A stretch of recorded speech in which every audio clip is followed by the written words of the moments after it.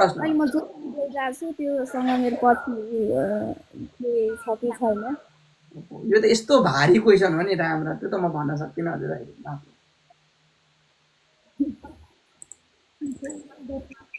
अघि मैले भनेका गुण जति सबै त्यो व्यक्तिमा पुग्छ, मैले जति कुराहरू भने त्यो सबै त्यो व्यक्ति मिल्न जान्छ।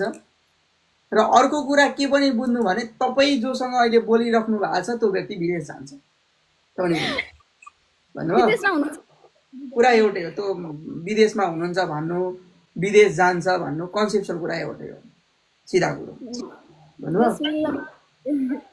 ठिक छ, के भिसाको कुरा के हुँदैछ? विदेशको प्रोसेस चलेको छैन तपाईँको? होइन उता विदेशमै हुनुहुन्छ। तपाईँको भन्दैछु मैले, I'm telling you what is.